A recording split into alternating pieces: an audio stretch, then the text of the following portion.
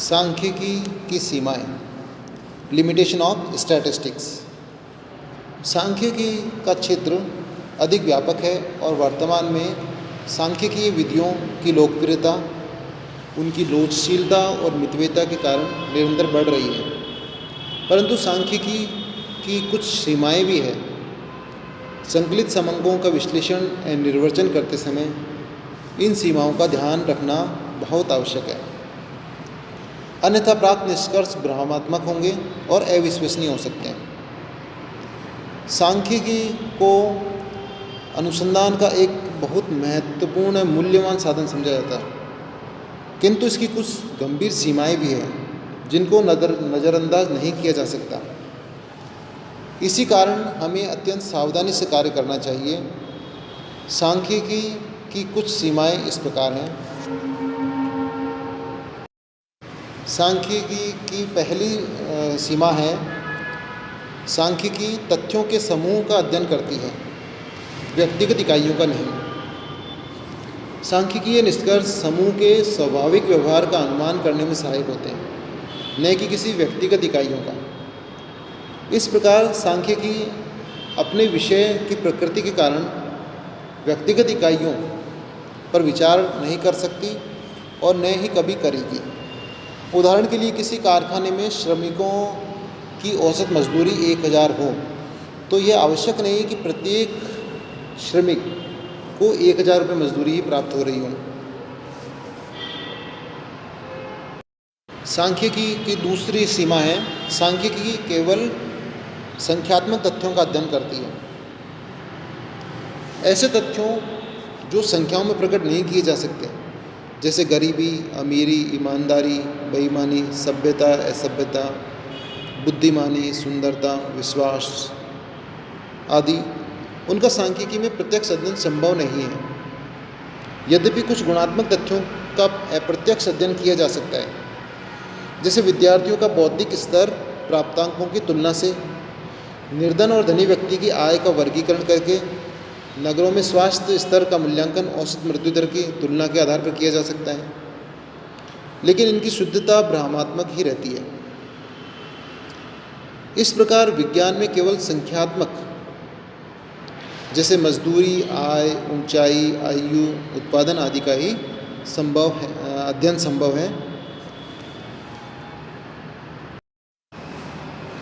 सांख्यिकीय नियम और परिणाम केवल औसतन ही सत्य होते हैं।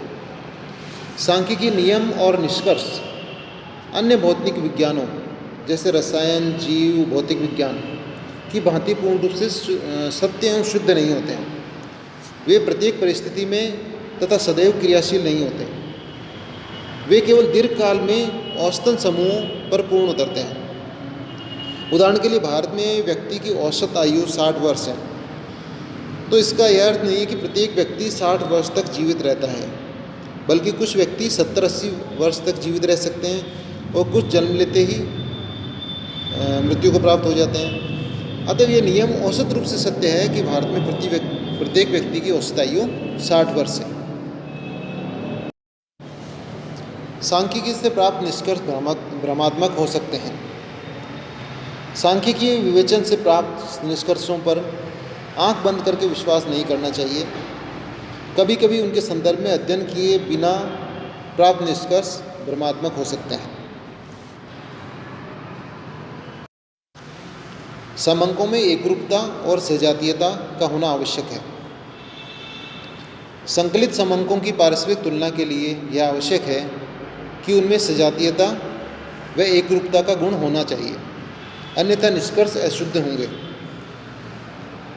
जैसे मनुष्य की आयु और आय में तुलना संभव नहीं है, इसी प्रकार जनसंख्या वृद्धि के कारण और खाद्यान्नों के भाव में वृद्धि बतलाना उचित नहीं है।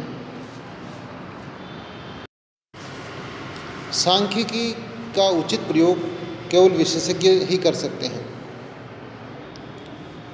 अकुशल व्यक्तियों के हाथ में सांख्यिकीय रीतियाँ बहुत खतरनाक औजार हैं। सांख्यिकीय रीतियों का प्रयोग केवल उन्हीं व्यक्तियों को करना चाहिए जिन्हें सांख्यिकीय विज्ञान का पूर्ण उचित ज्ञान हो, अन्यथा अयोग्य एवं अनभिज्ञ व्यक्ति और भ्रमात्मक निष्कर्ष निकालने होंगे। ऐसे व्यक्ति को अनुसंधान के विषय में जानकारी होनी चाहिए। जिसे जानकारी नहीं है वह भ्रमात्मक निष्कर्ष ही निकालेंगे। सांख्यिकीय रीतियाँ समस्या के समाधान की एकमात्र रीति नहीं है। सांख्यिकीय रीतियों से प्राप्त निष्कर्षों को अन्य रीतियों जैसे निगमन का प्रयोग करके उनकी पुष्टि कर लेनी चाहिए। क्रॉक्स्टन ने काउंडे ने ठीक ही कहा है, यह नहीं मान लेना चाहिए कि सांख्यिकीय रीति ही अनुसंधान कार्य में प्रयोग किए जाने का एकमात्र रीति है, न ही इस रीति को हर प्रकार की समस्या का सर्वश्रेष्ठ समाधान समझना चाहिए। अतः हम कह सकते हैं कि सांख्यिकी केवल साधन प्रस्तुत करती है, समाधान नहीं।